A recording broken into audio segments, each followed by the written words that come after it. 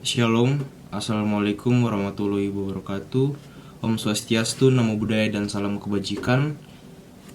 Tujuan dibuat video ini ialah untuk memenuhi nilai ujian tengah semester mata kuliah Hukum Perbankan dan Jaminan, dosen pengampu Budiana Riana Winati Napitukulu SMH.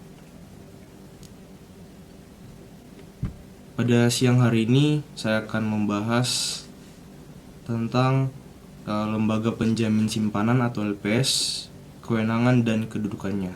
Sebelum itu, perkenalkan, nama saya Aldin Kinefraim Sulele dengan NIM 23400-560.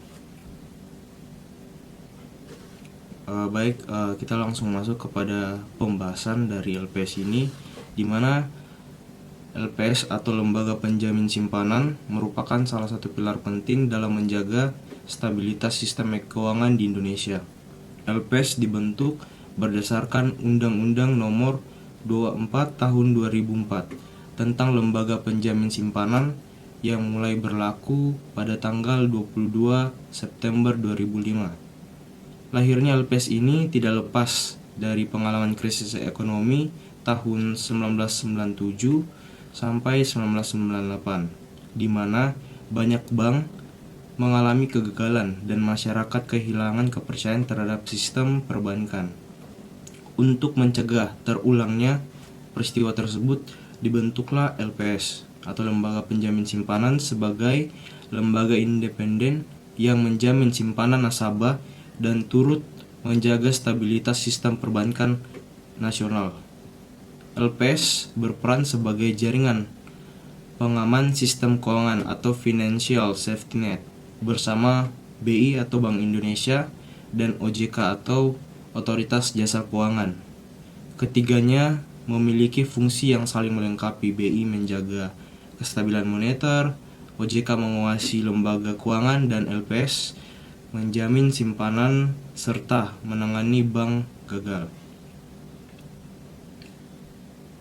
Kemudian kedudukan LPS atau Lembaga Penjamin Simpanan diatur dalam yang pertama itu ada Undang-Undang Nomor 24 Tahun 2004 tentang Lembaga Penjamin Simpanan sebagaimana telah diubah dengan Undang-Undang Nomor 7 Tahun 2009 dan terakhir diperkuat dalam Undang-Undang Nomor 4 Tahun 2023 tentang pengembangan dan penguatan sektor keuangan, Undang-Undang P2SK, di mana LPS merupakan lembaga independen, artinya tidak berada di bawah kementerian atau lembaga manapun, namun tetap bertanggung jawab kepada Presiden Republik Indonesia.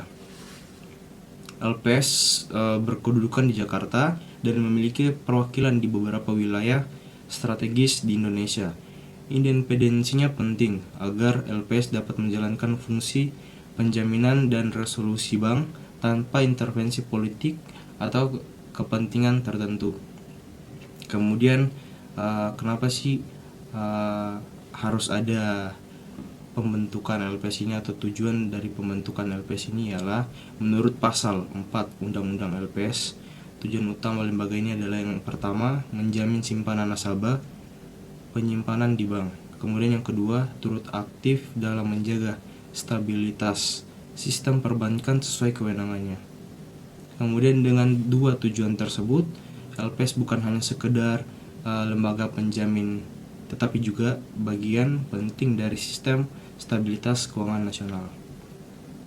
Kemudian ada fungsi dan tugas dari lembaga penjamin simpanan. LPS ini memiliki dua fungsi utama. Yang pertama itu fungsi penjaminan dan yang kedua itu fungsi resolusi bank. Di mana yang pertama itu fungsi penjamin simpanan, LPS menjamin simpanan nasabah di bank, baik bank umum maupun bank perkreditan rakyat atau BPR atau BPRS. Jenis simpanan yang dijamin meliputi ada tabungan, kemudian ada giro, ada deposito, kemudian ada sertifikat deposito, kemudian dan bentuk lain yang dipersamakan dengan itu. Besaran nilai simpanan yang dijamin saat ini adalah maksimal 2 miliar per nasabah per bank.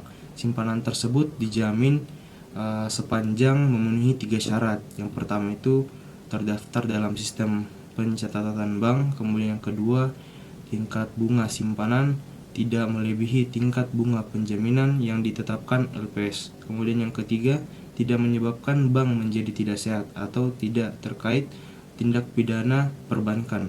Kemudian jika suatu bank dicabut izin usahanya, maka lembaga penjamin simpanan wajib membayar klaim simpanan nasabah yang layak bayar paling lambat 90 hari sejak izin bank dicabut. Kemudian terkait dari bagaimana jika simpanan nasabah lebih dari 2 miliar. Bagi nasabah yang memiliki simpanan di atas 2 miliar, maka akan menjadi kewenangan tim likuidasi yang didasarkan oleh hasil likuidasi kekayaan bank, di mana prosedur pembayaran klaim kepada nasabah penjamin simpanan LPS itu ada yang pertama proses verifikasi.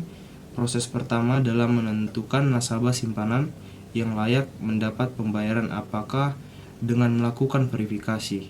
LPS akan melihat kembali simpanan nasabah yang mengajukan klaim tersebut apakah telah layak menerima pembayaran penjamin simpanan. Proses verifikasi terhadap data nasabah yang berhak mendapat pinjaman dari LPS ini berlangsung selama 90 hari kerja terhitung sejak izin usaha bank tersebut dicabut. Kemudian yang tadi kedua, proses pembayaran simpanan. Setelah proses verifikasi dan rekonsiliasi atas data simpanan nasabah bank tersebut dirasa aman, maka LPS akan membayarkan penjaminan simpanan terhadap nasabah tersebut terhitung 5 hari kerja sejak proses verifikasi terhadap bank yang izin usahanya dicabut dimulai. Kemudian yang ketiga, jangka waktu pengajuan klaim. LPS memberikan jangka waktu pengajuan klaim penjaminan selama 5 tahun semenjak izin usaha dari bank tempat nasabah melakukan simpanan dicabut izin usahanya. Kemudian Bank Mas adalah salah satu bank yang terdaftar pada lembaga penjamin simpanan LPS. Hal ini tentunya akan membuat kita semakin aman untuk melakukan aktivitas menabung di bank. Itu salah satu contoh bank. Masih terdapat beberapa bank, tapi contoh yang saya kasih mungkin dari hasil saya research, mungkin dari internet, itu Bank Mas. Kemudian ada resolusi bank. Selain menjamin simpanan, LPS juga memiliki peran penting dalam penanganan bank gagal, di mana berdasarkan Undang-Undang P2SK, lembaga penjamin simpanan berwenang menangani bank yang mengalami kesulitan likuiditas, melakukan penyelamatan atau resolusi terhadap bank bermasalah, kemudian mengambil alih atau menjual aset dan kewajiban bank gagal, kemudian melakukan likuidasi terhadap bank yang sudah tidak dapat diselamatkan. Kemudian dalam menjalankan fungsi ini, LPS dapat bekerja sama dengan OJK atau pengawasan dan penetapan status bank dan BI, dukungan likuiditas serta kebijakan moneter.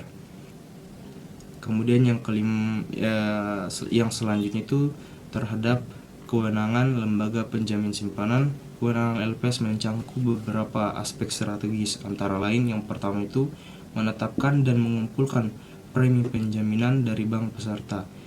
Setiap bank wajib menjadi peserta lembaga penjamin simpanan dan membayar premi penjaminan secara berkala. Kemudian menetapkan tingkat bunga penjaminan, yaitu batas maksimum suku bunga simpanan yang masih dijamin oleh lembaga penjamin simpanan. Kemudian melakukan verifikasi dan pembayaran klaim simpanan nasabah ketika bank dicabut izin usahanya. Kemudian ada menangani dan menyelesaikan bank gagal melalui penyelamatan, restrukturisasi, merger, akuisisi, atau likuidasi. Kemudian ada menetapkan kebijakan dan strategis penjaminan simpanan nasional. Kemudian yang selanjutnya ada melakukan kerjasama internasional terkait dengan sistem penjaminan simpanan. Kewenangan dari LPS ini memiliki posisi yang kuat dalam menjaga stabilitas sistem perbankan di Indonesia. Kemudian apa sih kedudukan LPS dalam sistem keuangan nasional? LPS memiliki kedudukan sejajar dengan lembaga otoritas lain dalam sistem keuangan, yaitu BI atau Bank Indonesia bertanggung jawab terhadap kebijakan moneter dan stabilitas nilai rupiah. Kemudian ada OJK, Otoritas Jasa Keuangan, mengawasi seluruh lembaga keuangan di sektor perbankan, pasar modal, dan non-bank. Kemudian LPS menjamin simpanan dan menangani bank gagal untuk mencegah efek domino atau sistem risk.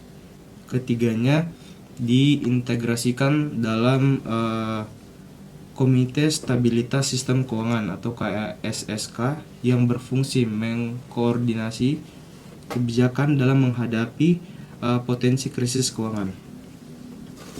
Dengan demikian, LPS menempati posisi vital sebagai penjaga kepercayaan masyarakat terhadap dunia perbankan. Nah, ada prinsip kerja dari lembaga penjamin simpanan ini. Dalam menjalankan tugasnya, LPS berpedoman pada beberapa prinsip. Yang pertama, keadilan dan transparansi, terutama dalam pembayaran klaim simpanan. Kemudian yang kedua, ada kemandirian dan akuntabilitas sebagai lembaga independen yang bertanggung jawab kepada presiden. Kemudian yang ketiga, ada kehati-hatian dalam melakukan penilaian terhadap bank gagal dan dalam penetapan kebijakan penjaminan. Kemudian yang keempat, efisiensi dan efektivitas dalam mengelola dana penjaminan dan proses likuidasi bank. Kemudian manfaat keberadaan dari lembaga penjamin simpanan ini. Keberadaan lembaga penjamin simpanan atau LPS memberikan berbagai manfaat, antara lain menumbuhkan kepercayaan masyarakat terhadap bank karena simpanannya dijamin. Kemudian ada mencegah terjadinya rush money atau penarikan dana besar-besaran. Kemudian membangun pemerintah menjaga stabilitas sistem keuangan nasional. Kemudian memberikan perlindungan hukum dan kepastian ekonomi bagi nasabah bank. Dengan kata lain, lembaga penjamin simpanan berfungsi sebagai benteng terakhir yang menjaga agar kegagalan suatu bank tidak menimbulkan krisis sistemik di sektor keuangan.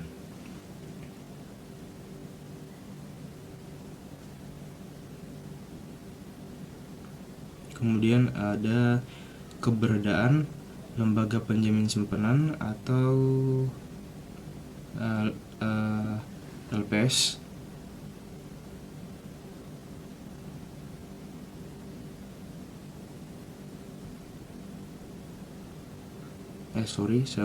Tentang tantangan dan penguatan lembaga penjamin simpanan atau LPS.